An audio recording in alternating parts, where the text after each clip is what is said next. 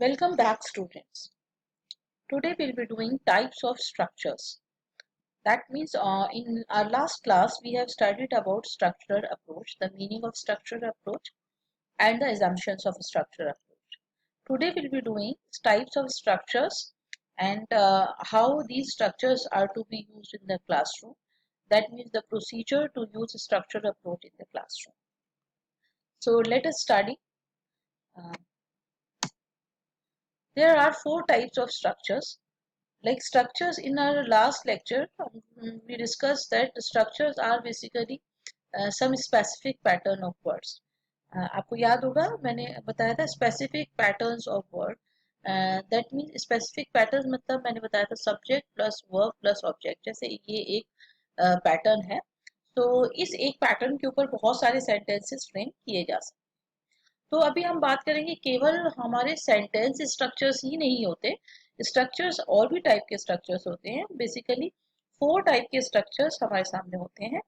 Sentence structures patterns यानी sentence patterns जिसमें कि हम 2 पार्ट सेंटेंस, 3 पार्ट सेंटेंस या 4 पार्ट सेंटेंस भी होते हैं, या इंटरोगेटिव टाइप ऑफ सेंटेंसेस भी होते हैं. तो इस तरह से सेंटेंस पैटर्न्स भी कई तरह के होते हैं, जैसे कि अफर्मेटिव हुआ, नेगेटिव हुआ, इंटरोगेटिव हुआ. ये different different types of sentences किसी ना किसी स्ट्रक्चर पैटर्न के बेसिस पर ही बनाए जाते हैं.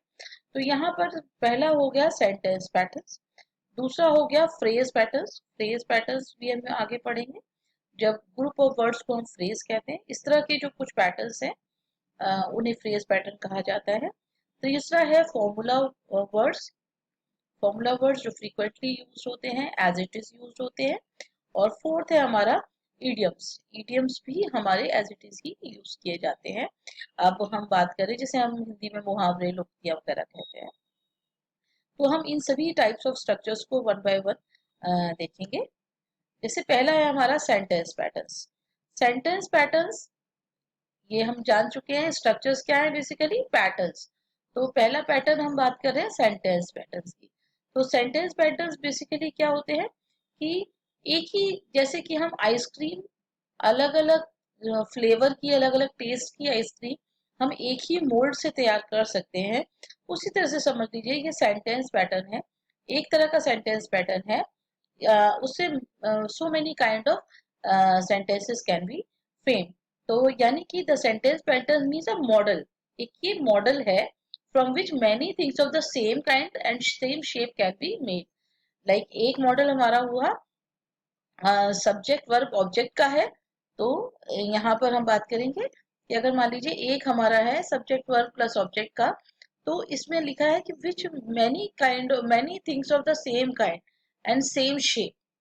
तो एक है as subject verb plus object, तो बहुत सारे सेंटेंस उससे बन सकते हैं. Subject verb plus not plus object, तो इस तरह से और बन सकते हैं.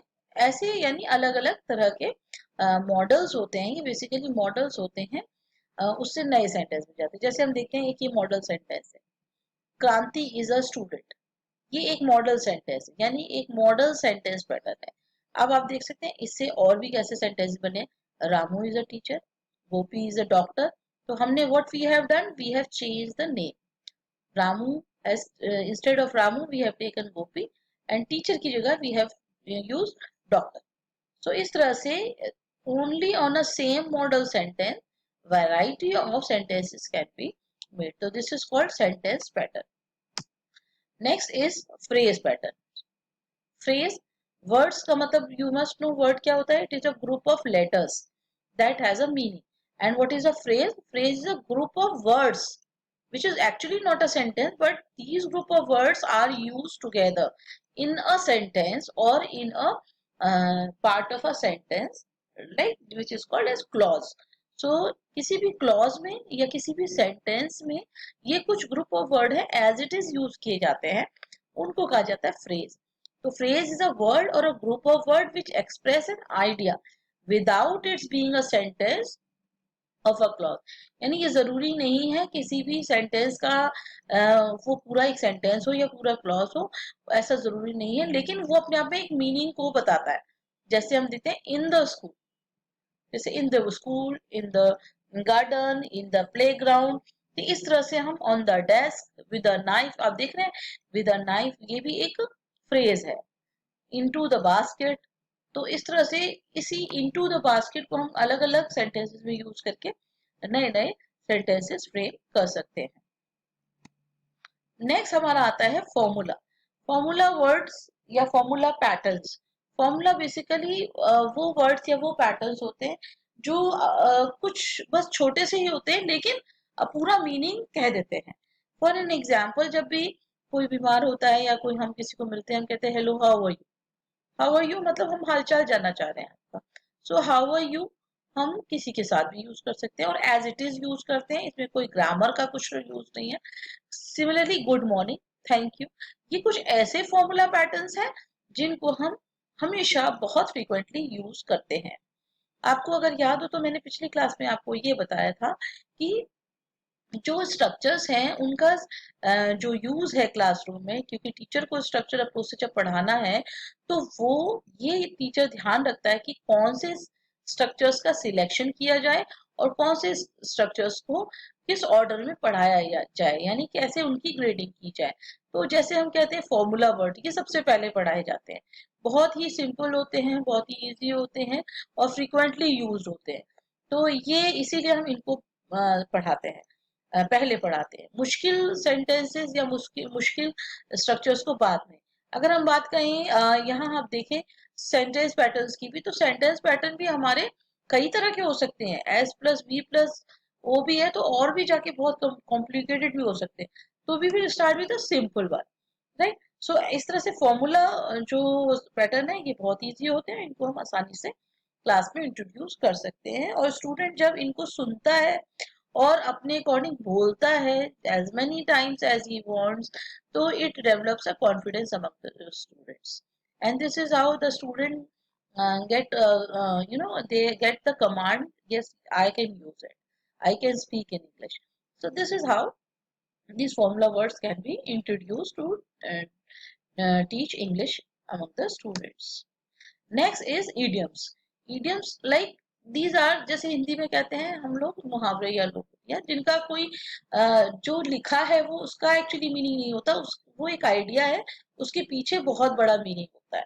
तो idioms are like born with a silver spoon. We usually say Jawaharlal Nehru was born with a silver spoon, ये बहुत अमीर थे। तो यहाँ born with a silver spoon का मतलब ऐसा नहीं है कि कोई बच्चा चांदी की चम्मच लेकर पैदा हुआ है। चांदी की चम्मच लेकर पैदा होने का मतलब यहाँ पर है कि वो बहुत रिच है, राइट। तो वो जन्म से ही रिच है। या at the 11th hour, at the 11th hour means at the last moment, right, on the peak time, है ना। तो बिल्कुल लास्ट मोमेंट पे अगर हम बताते हैं, तो अगर हम बात करते हैं लास्ट मोमेंट की तो हम कहते हैं अरे आपने मुझे 11th आवर में बताया, आप मुझे पहले बता देते। तो 11th आवर मतलब जबकि हमारे पास टाइम नहीं है। तो ये आइडिया है इसके पीछे। तो हम बच्चों को इडियम्स भी प्रैक्टिस करा सकते हैं and they all come into this category. So they can be taught as a whole also and they can be taught as a part of a sentence also, right? So these are the four types: sentence, formula, idioms and phrase patterns, right?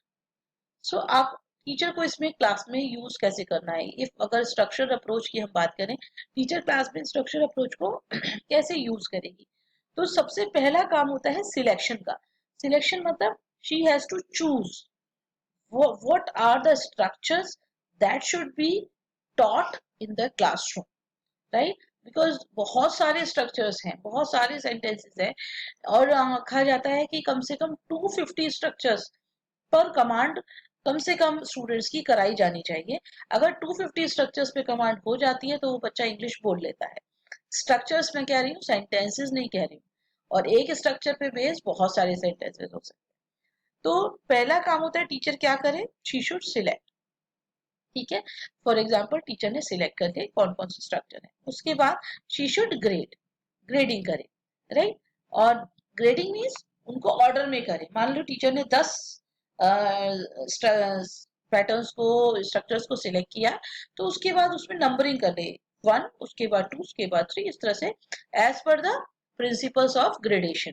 Gradation और selection के principles होते हैं, जैसे teachability है, लर्नेबिलिटी है और frequency है और रेंज है, प्रिंसिपल ऑफ रेंज, कितना एरिया कवर कर रहा है, एक वर्ड कितनी बार यूज होता है, कितना ज्यादा सेंटेंसेस में यूज होगा। तो इसके अकॉर्डिंग ये कुछ प्रिंसिपल्स है, उनके अकॉर्डिंग हम उनका सिलेक्शन करते हैं।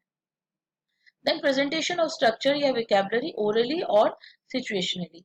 उसके बाद हम स्टूडेंट्स को स्ट्रक्चर्स और विकेबलरी जो भी हैं वो प्रेजेंट करें ओरली, और उसके जैसे जैसे सिचुएशन आए उसके अकॉर्डिंग। ये टाइप्स ऑफ स्ट्रक्चर यहाँ गलती से मेंशन हो गया है, तो इसको आप इग्नोर करें। नेक्स्ट है प्रैक्टिस थ्रू ओरल ड्रिल। तो टीचर ने प्रेजेंटेशन पहले सिलेक्शन किया, right? I think you can understand, I should mark it. So the first thing is she should select and then grade करेगी। ग्रेड करने के बाद आप टीचर ग्रेडिंग कर ली, 1 2 3 कर लिया, उसके बाद she will present the present presentation of the structures, right? तो कैसे कैसे प्रेजेंट करेगी? ओरली भी कर सकती है, या जैसे जैसे सिचुएशन आती है उस तरह से भी कर सकती है। उसके बाद है प्रैक्टिस थ्रू ओरल ड्रिल। उसके बाद जब टीचर ने क्लास में इंट्रोड्यूस कर दिया है स्ट्रक्चर, उसके बाद वो स्टूडेंट से एक्सपेक्ट करेगी कि वो भी ओरली करे। तो learning as a habit formation, this is how the habit will be develop. Because language के लिए मैं बार बार कहती हूँ कि लैंग्वेज कोई ऐसा ट्रेडिशनल सब्जेक्ट नहीं है, language depends upon habit formation.